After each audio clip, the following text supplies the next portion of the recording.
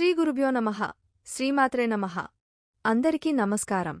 దేవుడికి పెట్టిన ప్రసాదం తరచూ చీమలు తింటే ఆ ఇంట్లో ఏమి జరుగుతుందో ఈ వీడియోలో మనం తెలుసుకుందాం. ఈ వీడియోకి ఒక లైక్ వేసి మీ ఫ్రెండ్స్కి షేర్ చేయండి. అలాగే జై శ్రీకృష్ణ అని ఒక చిన్న కామెంట్ చేయండి. అలాగే దయచేసి వీడియోని స్కిప్ చేయకుండా పూర్తిగా చూడండి. దేవుడికి పెట్టిన ప్రసాదం చీమలు తింటే ఏం జరుగుతుందనే సందేహం చాలామందికి వస్తుంది. ఎందుకంటే దేవుడికి మనం పూజ చేసినప్పుడు పెట్టే ప్రసాదం అలాగే ఉంచేస్తాం. కాసేపటి తర్వాత ఆ ప్రసాదాన్ని తీసి ఇంట్లో ఉన్న కుటుంబ సభ్యులంతా పంచుకుని అందరూ కూడా తింటూ ఉంటారు. అయితే ప్రసాదాన్ని కొన్నిసార్లు చీమలు తినేస్తాయి. మనం పూజ చేసి పెట్టే ప్రసాదాన్ని చీమలు తింటే మంచిదేనా లేదా కీడు జరుగుతుందా? నైవేద్యముగా పెట్టిన ప్రసాదాన్ని చీమలు తింటే ఏం జరుగుతుంది? దేవుడి దగ్గర పెట్టిన నైవేద్యం ఎప్పుడు తినాలి? అలాగే అసలు దేవాలయంలో ప్రసాదం ఎందుకు పెడతారు? దేవుడికి నైవేద్యం ఎందుకు సమర్పించాలి? అనే విషయాలను ఇప్పుడు తెలుసుకుందాం.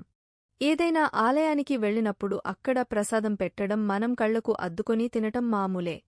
కాని అసలు ప్రసాదం ఎందుకు పెడతారు? ప్రసాదం ఎందుకు తినాలి? అసలు ప్రసాదం పెట్టడంలో ఆంతర్యం ఏమిటి? ప్రసాదం అంటే మనసును నిర్మలం చేసేది అని అర్థం. ఇక మన శాస్త్రాల్లోనికి వెళ్తే హృదయానికి సంతోషం కలిగించే దాన్ని ప్రసాదం అని అంటారు. మనం రోజు ఇంట్లో ఎంత ఆహారం తీసుకున్నా ప్రసాదాన్ని మనం స్వీకరించే సమయంలో మనసు ప్రశాంతంగా మారుతుంది. ప్రసాదంలోని విశిష్టత అదే. ప్రసాదం మనసును ప్రసన్నం చేస్తుంది. మనిషిలోని కరుణను పెంచుతుంది. ముఖంపై చిరునవ్వు చిందిస్తుంది. అలాగే అన్ని దానాల్లోనికి అన్నదానం గొప్పదని చెప్తూ ఉంటారు. అందుకే ప్రసాదాన్ని ఆలయాలలో పంచుతారు. ప్రసాదం తయారీ కార్యక్రమం ఎంతో పవిత్రంగా సాగుతుంది.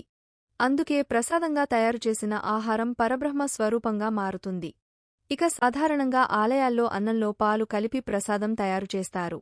దీనివల్ల శక్తి రెట్టింపుగా మారి పరమాన్నం శక్తివంతం అవుతుంది. ఇంకా ప్రసాదంలో వాడే పెసరపప్పు, కొబ్బరి ముక్కలు వంటి పదార్థాలతో ప్రసాదం ఎంతో బలాన్ని ఇస్తుంది.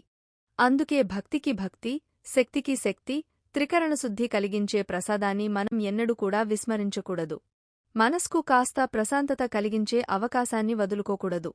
నిత్యం దేవుడికి పూజ చేయాలని, నైవేద్యం సమర్పించాలని, అసలు దేవుడికి నివేదించకుండా పదార్థాలు మనం తినకూడదని ధర్మగ్రంథాలు చెప్తూ ఉన్నాయి.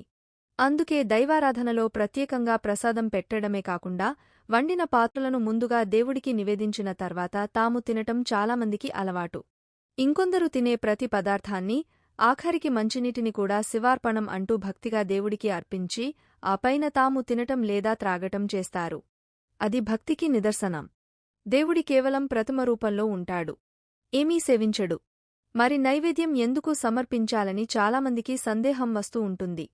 మనం తినే ప్రతి పదార్థాన్ని దేవుడికి అర్పించడం వెనుక కారణముంది. అదేమిటంటే దేవుడికి నైవేద్యం పెట్టాలని అనే ఆలోచన ఉన్నప్పుడు శుచిగా, శుభ్రంగా, నిర్మలమైన మనసుతో ఆహారాన్ని తయారుచేస్తాం. ముందుగా స్నానం చేసి పదార్థాల దగ్గరకు వెళ్తాం. పండ్లు మొదలైనవి కూడా మంచి పక్వమైనవి, పుచ్చులు మచ్చులు లేనివి, మంచి శుభ్రమైన పండ్లును పూజకు ఉపయోగిస్తాం. నైవేద్యం సమర్పించిన తర్వాత వాటిని తింటాం. పరిశుభ్రత లేనివి, పాడైపోయిన పదార్థాలు, పక్వం కానివి, సరిగ్గా పండనివి, నిలువ ఉన్నవి, ఎంగిలి చేసినవి, రుచిలేనివి, పవిత్రంగా లేనివి మొదలైన పదార్థాలు నివేదనకు పనికిరావు. పరిశుభ్రమైన సాత్విక ఆహారం మాత్రమే నివేదించాలని, అలాంటి పదార్థాలు మనసును ప్రశాంతంగా ఉంచి శరీరాన్ని ఆరోగ్యంగా ఉంచుతాయి.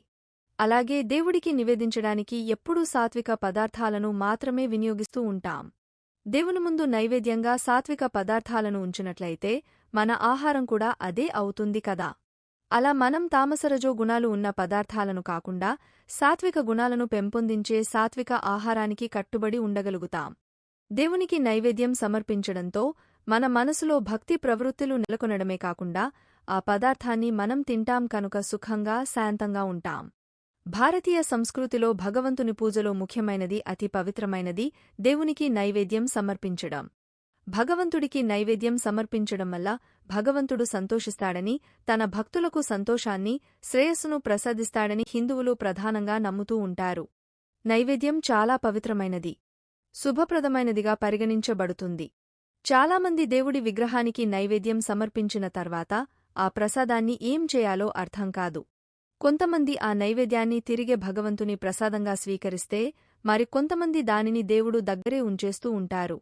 అయితే దేవుని దగ్గర ప్రసాదం విషయంలో చోటు చేసుకునే గందరగోళం, నియమాలు తెలుసుకొని జాగ్రత్తలు పాటించుకుంటే కొన్నిసార్లు వారికి దురదృష్టాన్ని తీసుకురావడానికి పెద్ద కారణం అవుతుంది. దేవుడికి నివేదించిన నైవేద్యం ప్రసాదంగా తినటం వల్ల ఆరోగ్యం లభిస్తుంది. భగవంతుని ఎదుట నైవేద్యాన్ని పెట్టి అలాగే మర్చిపోతే మంచిది కాదు. దేవుడికి నైవేద్యాన్ని సమర్పించిన కొంత సమయం తర్వాత దానిని అక్కడి నుండి తీసివేయాలి. ఇది చేయకపోతే తీవ్ర ప్రభావాన్ని చూపించే ప్రతికూల శక్తులు అక్కడికి వచ్చి ఆ ఇంట్లోని కుటుంబం ఆనందాన్ని పాడు చేస్తాయని పండితులు చెప్తూ ఉన్నారు. తద్వారా ఆ కుటుంబంలోని వ్యక్తులకు అనేక కష్టాలు వస్తాయని చెప్తూ ఉన్నారు. వాస్తుశాస్త్రాల ప్రకారం నైవేద్యాన్ని దేవుని విగ్రహం ముందు రాగి, వెండి, బంగారం, మట్టి లేదా చెక్క పాత్రలో ఉంచాలి. ఇలా చేయడం చాలా శుభప్రదంగా భావిస్తారు. ఇలా చేయడం వల్ల ఆ కుటుంబానికి భగవంతుని కృప ఉంటుందని చెప్తూ ఉంటారు.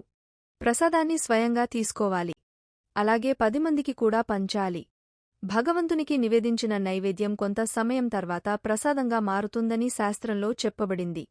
అటువంటి ప్రసాదాన్ని ఇంట్లో అందరూ కూడా స్వీకరించాలి. అలాగే వీలైతే ఆ ప్రసాదాన్ని ఇతరులకు కూడా పంచాలి. ఇలా చేయడం ద్వారా భగవంతుడు సంతోషిస్తాడు. ప్రసాదం స్వీకరించే ప్రజలందరినీ ఆయన కనికరిస్తాడు. ప్రసాదానికి సంబంధించిన ఈ నియమాన్ని భక్తితో పాటిస్తున్నవారికి జీవితంలో ఎలాంటి ఇబ్బందులు ఎదురుకావని, ఇంట్లో ఆనందం వెల్లివిరుస్తుందని చెప్తూ ఉంటారు. నైవేద్యం భగవంతుని ముందే పాడైపోతే ప్రతికూల ఫలితాలు వస్తాయి. అందుకే ఎప్పుడైనా సరే భగవంతుని ముందు పెట్టిన నైవేద్యాన్ని గంట తర్వాత తీసి ప్రసాదంగా స్వీకరించి తినేయాలి. ఆ ప్రసాదాన్ని ఇతరులకు కూడా పంచాలి. అలా కాకుండా భగవంతుని ముందు పెట్టిన నైవేద్యం తీయకుండా అలాగే వదిలేస్తే అది పాడైపోతుంది. పాడైపోయిన నైవేద్యం భగవంతుని ముందు ఉంటే ఇంట్లో ప్రతికూల ఫలితాలు కలుగుతాయి. ఇది గృహ సంతోషాన్ని నాశనం చేస్తుంది. ఇక గృహస్థులు పూజ చేస్తే చాలా మంచిది.